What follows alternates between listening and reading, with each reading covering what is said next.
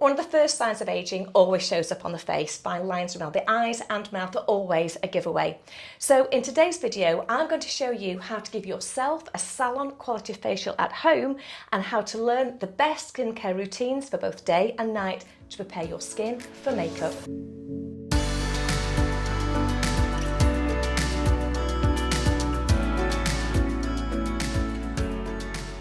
Right, so Heidi, now can I just start off by introducing this video a little tiny bit, because most of you, if you're familiar with my channel, will go, what on earth is going on with Sue? Because I do psychology, don't I? You absolutely do. I've known you for 20 years and only ever done psychology and training. I know. So I'm 56 years old.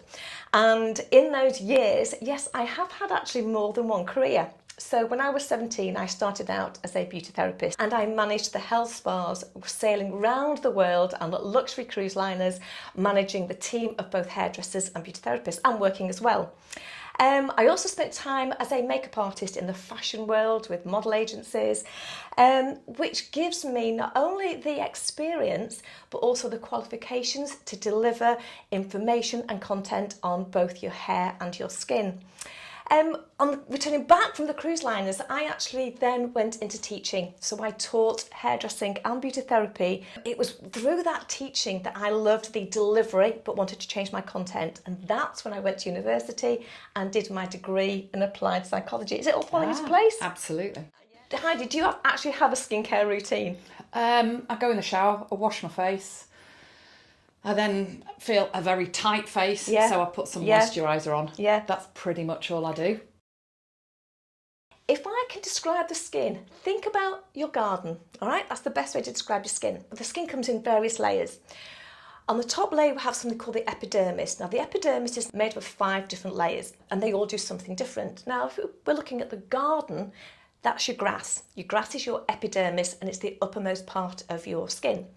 Now below that epidermis we have something called the dermis. Now this would be like the soil. So if you're planting, a flower or something into the ground, the brown bit, the soil, is where the roots are, is where everything goes from. So the dermis is where everything grows. So your hair follicles, your sweat glands, or your sebaceous glands, they're all found in the dermis. Now below the dermis we have something called the subcutaneous layer. Now this is where you house your fat, and if you put on weight, it's the subcutaneous layer that actually will grow in depth and that actually gets deeper. Now if you imagine your garden, we have the dermis, which is the brown soil where everything happens, where everything grows. We then have the grass, which is the actual epidermis. What happens is, of course, in winter, in autumn, the fall for you in America, leaves fall. And these leaves cover the grass. And if you don't remove those leaves, what happens is the grass could start to die, or it doesn't actually have the best quality.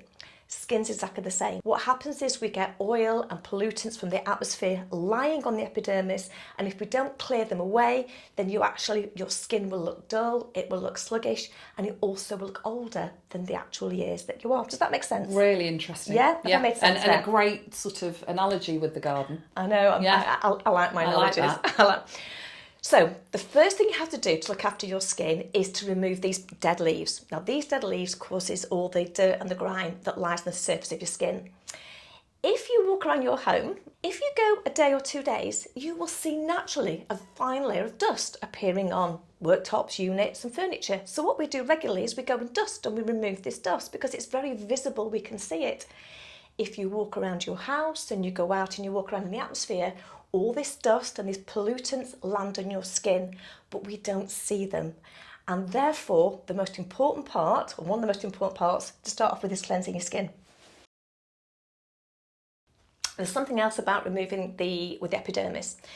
Your epidermis consists of 5 different layers. It's the deepest most layer here where your new skin cells grow and regenerate. And what they do is over 30 days, these skin cells move up. So it's almost like a process of 30 days where the new skin cells move up and the old skin cells die off and they slough off. If you know, and we're all aware that, if we wake up in the morning, the bed, we can't see them, is full of our dead skin cells. This is the uppermost layer of your skin that brushes off, that rubs off, and even if you just do this to your skin, you're removing that very fine top layer. That's how thin it is. So if we can encourage the removal of this surface layer of the epidermis, there's 5 layers of the epidermis, if we remove the uppermost layer, we're almost encouraging the bottom layer of skin to rejuvenate and move up, and that gives you a more youthful appearance. Yeah? Are you with me? So is that why people have skin peels? Yes. Yeah. Absolutely. Yeah. Skin peels, exfoliation, you're removing the top layer of skin. Yeah. Today, we're not talking about the product. I'm not going to show you what products I'm using. It doesn't actually matter. Maybe there's a slight thing, but to be honest, how you apply it and simply applying it in the first place is the key to having good skin. So the first thing we're going to do is to cleanse Heidi's skin. So I'm taking here a wad of cleanser. I've washed my hands thoroughly. Okay, Heidi, just pop your head back against me. And all I'm going to be doing now is massaging the cleanser into Heidi's skin. Ah, that smells lovely, doesn't it? Oh, it does. Yeah. Now, this isn't an expensive cleanser. This isn't an expensive. It's bought from a high street chemist, pharmacy that does beauty products. Those in the UK will probably know the most popular one. It is an average price brand, probably costs somewhere between, I don't know, £5, £6, £7. So it isn't expensive. Now, but what you'll see here are 2 things. One, I'm also taking the cleanser on the neck, and secondly, I'm always massaging the skin in an upward direction. And that is really important because gravity will pull the skin down. So throughout the whole, don't we know that? Throughout the whole of your facial, what you're doing is pulling the skin up. So we're massaging up. Now, what does cleanser do?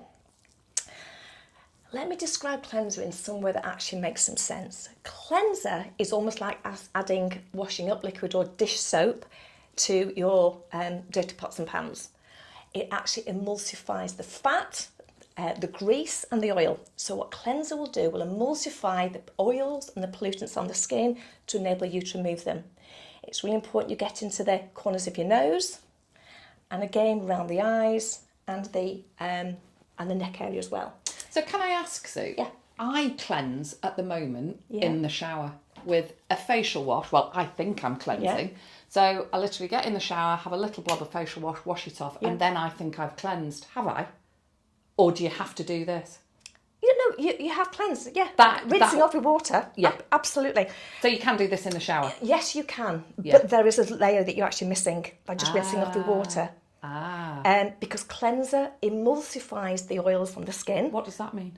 Oh, emulsify means breaks down the fat. So if you have, let's say, a greasy pan, you want to wash it, and it doesn't matter how hot the water is, you will not break down the oil in that pan simply by adding hot water.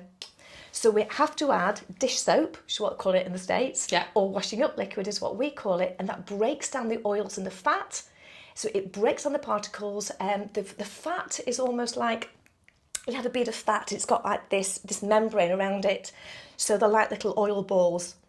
And you need to break the surface of the fat, which then disperses the oils. Right. Yeah? Yeah. Is that? Yeah. Yeah. So now, what you'll also notice here is I'm then removing the cleanser with cotton wool. However, the secret being, and this is from the salon days, the secret being, you don't use dry cotton wool. Because if you use dry cotton wool and you're trying to wipe off your cleanser, you will know that it just sticks to the skin, first of all. Wet your cotton wool. Simply run a wad of cotton wool under the tap, squeeze out the water, peel the cotton wool then apart. So you've got various pieces of cotton wool, and then you can use those. So let's have a look here, Heidi. So again now, I'm simply wiping away the cleanser. This is what happens when you go to the salon. Oops, they don't do that though. We're simply wiping over the skin. Heidi, you said to me your skin was clean when you came here, didn't you? That you'd cleaned it. I said, can you come here with very clean skin? Yeah. So you've got clean skin. Oh my goodness me. You can't see a lot. It does look dirty. But it's already dirty. So That's I said incredible. to actually clean the skin before you come. Yeah. So you think your skin's clean. So what we're doing there is you're not actually removing all the dirty oils off your skin. Which means, in my layman's thinking, that the goodness that you're going to then put on top, the moisturiser which I use, actually doesn't go far enough in the skin. Absolutely brilliant. Yeah. Again, let's go back to our garden. Okay, you've got your grass in your garden, your grass is covered in leaves. You then want to spray your garden with lawn feed. Yeah. You're spraying the lawn feed on top of the leaves. It's pointless. It's pointless. Yeah. So if you don't cleanse your skin thoroughly, what actually happens is you're putting a layer of the nutrients from the moisturiser, the treatments you use on the skin, you're actually putting it on top of dead skin cells. So the purpose of the cleanser, first of all, really is just to remove any oils that are still in the skin. Okay. You're using cold water. Yeah. Cold water's absolutely fine. Yeah. You don't have to use warm water to do that. No, absolutely not. And again, we've still got a dirty face. slightly dirty face. Well, it's got years of grime because I've not been doing it properly. Okay, because we've got some, gosh, can you see, there's still little bits of, can you see, it just looks. That's incredible. Yeah, and again, you came with, I don't know how well you can actually see that. I think you're taking my tan off, actually, Sue. So what I'm going to do is I'm going to do a second cleanse. There's no point watching me do that. I'm going to do a second cleanse and then we're going to go to the next step. Yeah? Yeah. You've never used cleanser? No. Never? Never. Because I've always washed my face in the shower. Okay, so another key point here is pH. pH is really important with the skin. The pH of the skin is about 5.5 to 6. Neutral, of course, is pH 7. So anything below 7 is acid, anything above 7 is alkaline. So if the skin is 5.5 to 6 and we want to keep it as near to neutral as possible, soap about 8. So therefore you're making the skin alkaline. Now the dangers of making the skin too alkaline is it makes your skin dry. So if you wash your face and it has that tight feeling on it, you may think to yourself, that's great, my skin is feeling tight. It's actually not, it's because you've made your skin too alkaline and it also dries out the skin. If your skin becomes too dry, it becomes dehydrated and it looks older. It ages your skin. So soap or an alkaline product will actually age your skin. Yeah, so cleanser has a pH, again, about 5.5 to 6. Right. But it doesn't end there. Okay? The next step we have to do is to tone the skin. How do I describe toning the skin? Toning the skin is, let's say if you have a dishwasher, I'm good at these analogies, aren't I? Brilliant. If you have a dishwasher, toner is a bit like the rinse aid. It removes all the film of any final oil, grease, debris. It brings your skin's pH back to near to neutral as possible. Right. The pH of a toner is, again, between 5.5 to 6 or 7. So it actually is just showing the skin's pH. Now, again, what is really, really important, don't apply toner to dry cotton wool. Apply toner to your wet cotton wool, always. You'll use half the amount of product because if you put your liquid of your toner onto dry cotton wool, your cotton wool absorbs the product just to simply make it wet, and then you need to put more on to then apply to the skin. So you use twice the amount of product, which is a waste. If you apply it to wet cotton wool, the cotton wool is already damp, so the toner then goes on and it's only the toner that applies to the skin. Genius. Genius. Yeah, I tell you, isn't it? Put my toner down there. Again, I'm not showing you what the products are. It doesn't matter. What matters is that you actually do this. So again, Heidi, just put your head back a little tiny bit. And what we're going to do here is... Oh, it smells lovely. It does smell nice. So what we have now is cleansed and toned skin. So it should feel clean and fresh. Very. But not tight? Not at all. Brilliant. Okay, so let's go back to these layers of the skin. The epidermis, of course, the very top layer, the stratum corneum, that needs to come off because we then get the deeper layers rejuvenating and coming to the top sooner. That process is a 30-day process. So if we can take the top layer off, we're almost speeding that process up. So therefore, we're getting younger, fresher skin coming to the surface more quickly. Yeah. So the way you do that is to exfoliate the skin. Now, exfoliation is something that, people can go too harsh and they can use abrasives that are too rough on the skin. So what's really important is you find something that's a really fine texture, particularly as you've got a more mature skin. You don't want anything that's going to drag the skin or be too abrasive on the skin. So I've got a very gentle exfoliator and it literally just feels like... actually, Heidi, how does this feel to you? It's a very lovely feeling and certainly not painful in any way or aggressive. Yeah. It feels gentle, like you said. Yeah. Again, you're massaging upwards. I'm would you have to do this every day? Oh, what a great question. No. Remember, we're sort of speeding up that 30-day process. If you exfoliate every day, then what you're doing is you're taking too much of the skin off, and that then can cause breakouts. You're almost taking that natural defence layer off the skin, and it can cause, breakouts and sensitivity. And probably a lot of redness, which Yeah, I definitely don't want. Yeah. So looking at how often you do this, once a month is great. You could possibly do it once a fortnight if you wanted, but that's only if your exfoliator is a fine texture. Yeah. If it's anything more than very fine, once a month is great. An interesting question that I'd appreciate your thoughts on is sun and the impact of sun, and whether you should wear SPF every day, because I certainly don't. The biggest cause of ageing to skin is the sun, ultraviolet light. It is the biggest way of speeding up the ageing process. It doesn't matter where you live in the world. It doesn't matter whether it's summer or winter. You should always wear sunscreen. I would use an SPF of 50. Gosh. Even in winter, because as long as we've got sunlight, we have UVAs hitting the skin, and what the UVAs do is break down the collagen in the skin. And people think collagen is the only factor to ageing. They think collagen, which is the elastic fibres in the skin, are actually the main contributor to ageing. It's not. It is the breakdown of the collagen fibres combined with, as we age, our muscles get weaker. So, bingo wings, whatever muscles these are in the body, your muscles get weaker. So the facial muscles that hold the face up are also losing strength. As the facial muscles lose strength, they drop down, and so we're combining facial muscles with the breakdown of collagen. The sun won't affect the muscles. Presumably, the massaging is helping your muscles underneath. Do you know what? She's not even prepped for this, because guess what the next step is? Oh! We're now going to do the facial massage. What I'm using now, and again, the products you use aren't important. You could use a good, rich moisturiser. You don't have to have anything specifically to massage your skin. Personally, I like to use oil. The oil I use this is just rosehip oil, okay? And I like it. It's not expensive, but it's a great oil, sort of an anti-aging. There are many products out there that you can use on the skin. Rosehip oil is a lovely oil for the skin. So now massaging the skin. You have a large muscle that goes underneath the jaw. It comes straight up from the breast. It's a large sheet muscle that comes up here. It's called the platysma muscle, and this goes down to the top of the breasts. This muscle goes right again underneath the chin.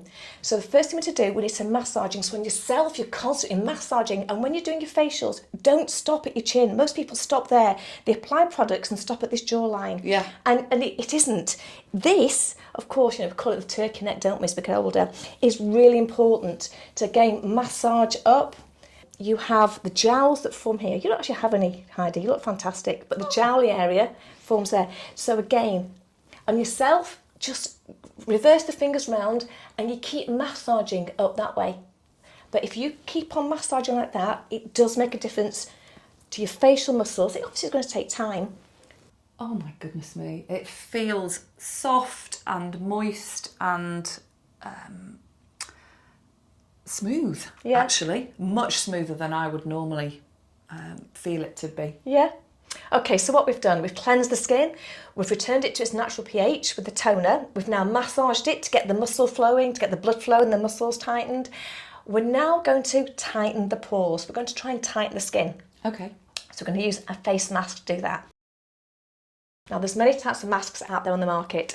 Some of them are very drying, so things like clay masks. These are the ones that you apply them and you can't move your skin. You have to and you go, I can't talk, I've got a face mask, otherwise it will crack.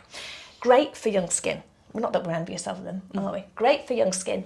But for the more mature skin, the clay masks, actually, I would really stay clear of, because they are too drying, they're very good at drawing out impurities.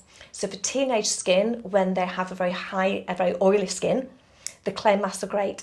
For the more mature skin, you want to stick with a mask that doesn't have that drying, so you can still actually move your face. Yeah. So, jar here. Now this is a 3-minute mask. The way you apply the mask, this is a bit more liberal than the moisturiser. So you're actually almost seeing the mask on the skin. You don't want to go too close to the eyes. but what you're doing, it's a mask. So you don't massage this into the skin. This isn't something that's to be Absorbed. absorbed. That was the word. You knew I was going to. What's the word? It's not something that needs to be absorbed. It's something that goes on the skin, and as it does its work, you actually feel the skin tighten. Right, so we've had the mask on the skin for 3 minutes. Now I'm going to remove it. Now, various different ways with removal. You can still use the cotton wool pads that I used before, but you've also got these, the large pieces of the cotton wool. They go hiding, that sort of stuff. Oh yeah, yeah. It's like that Father Christmas beard. Place that under cold water, fold it round, and what you end up with are like 2 large pads of cotton wool. Yeah. So again, we head back slightly, and these are great. Could you use just flannels that you could rewash? Yeah, of course you can. Yeah. Oh, that feels so refreshing. That feel nice on your skin.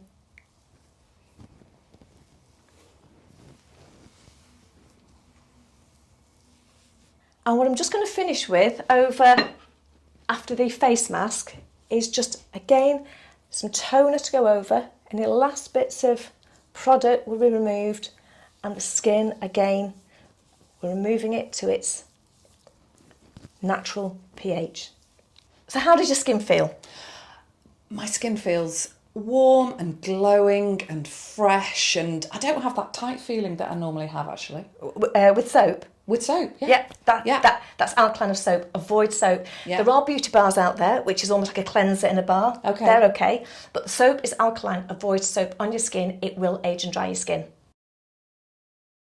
The major areas when we age with the skin, one of the major things, of course, is dehydration. Now, ways to overcome this. People think by just drinking loads of water, you can rehydrate your skin. Yeah. Drinking water, yes, it's fantastic for your skin, but it isn't enough. We have to moisturise the skin. And the more mature your skin gets, the more important it is to moisturise. What we need to think about are the differences between a day cream and a night cream. Day creams are lighter. They're lighter, so they form a base for your makeup. They also will have an SPF in them. If not, place one underneath your moisturiser. And what they do is form this nourishing and moisturising base.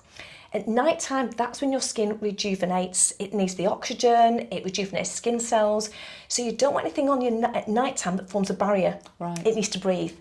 So you don't want to use a night cream in the day because you've no protection, and you don't use a day cream at night because it'll form a barrier, your skin can't breathe, and therefore your skin will clog up even more. Yeah.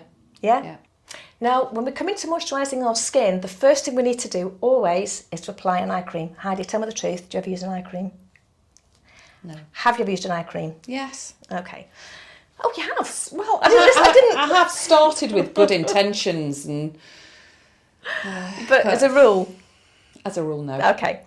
Eye creams. Eye creams, again, it doesn't matter the brand or the cost. What really matters is that you use one and how you apply it. So you only need a very tiny amount of an ice cream. You only need a very tiny amount of an eye cream. And the reason being is the skin around the eyes is so fine and delicate, we don't want to overload it. Now, I suppose the best way I can describe this, you want the product to go in and be absorbed. So if you use something too heavy, it will actually clog the skin around the eyes, and that's what makes your eyes look puffy.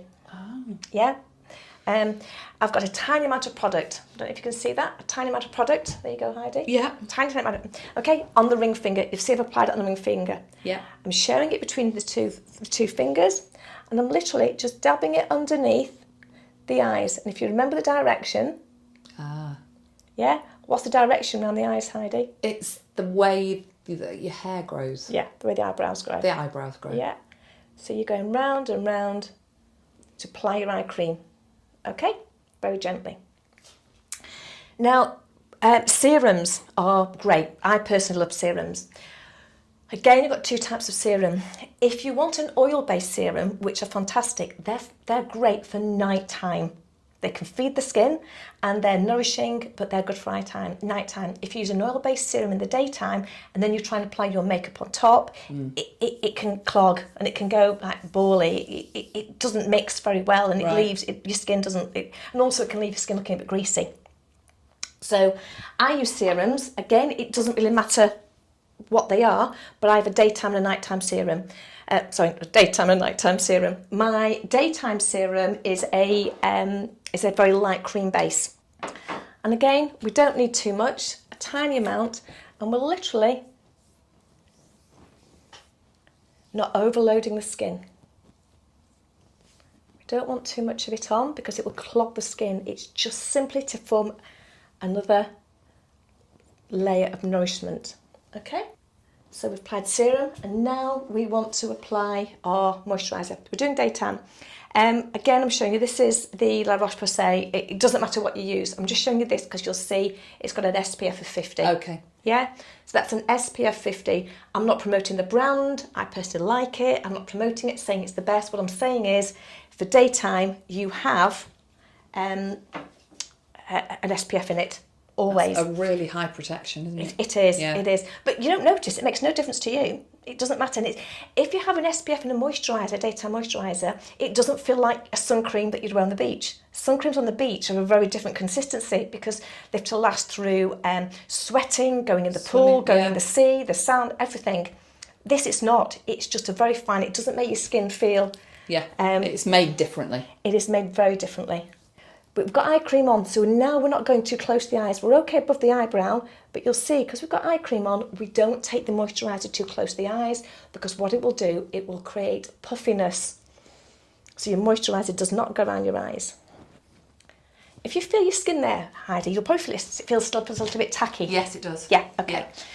We leave that. Okay. Because what we're going to do next, this is our next video, so if you're interested in doing your makeup, we're going to do a daytime makeup. If you're interested in that, stay tuned and that will be our next video. But before we apply makeup, because we're going to actually film it now, but that will be a separate video. Before you apply your makeup, it's really important that tackiness is gone. Okay. So this is when too many people... Paint. Yeah, too many people... Oh, got a little bit there, I missed. Too many people apply the makeup straight away. Your skin, how's it feel? Oh, incredible. I feel really, really fortunate to have experienced that. Thanks, Sue. You're very welcome. This video actually came about because Heidi was asking me all about skincare, genuinely. Yeah. And obviously because of my history and because of my career, it was a great thing to do. If you have enjoyed the video, please do comment, like and share the video. It will really help us. The channel, as you know, is being rebranded. We've got lots of new content. I know I've got a lot of my regular subscribers in there, and I know this channel is going to take a bit of time to balance out, and we're looking at subjects. I am reading your comments closely, and we are adapting and moulding the channel to try and fulfil the needs of where we want to go and what you need. We've got videos coming up looking at confidence skills for women. We have videos coming up looking at loss of identity. These are the things that have been requested. We are going to do more videos looking at the colours and the psychology of behaviour. We've got videos called the makeup. We'll look at hair care. We will look at weight, things like the good old bingo wings. So exercises. We're trying to fulfil all the things that women generally need and all the conversations that we have around a table when we meet up for coffee and we talk about life as a woman over 50. So thank you so much for watching. We really do appreciate your support. Please don't forget to like, comment and share the video. And if you haven't subscribed, well, now is the time to do it, because our next video might just be the video that changes your life forever. Oh my God, look at my skin. It looks amazing, doesn't it? That's all right. I'll have another one of those if it hasn't worked. Is it good? Yeah, that looks incredible. Really nice. You enjoyed it? Yeah, very much.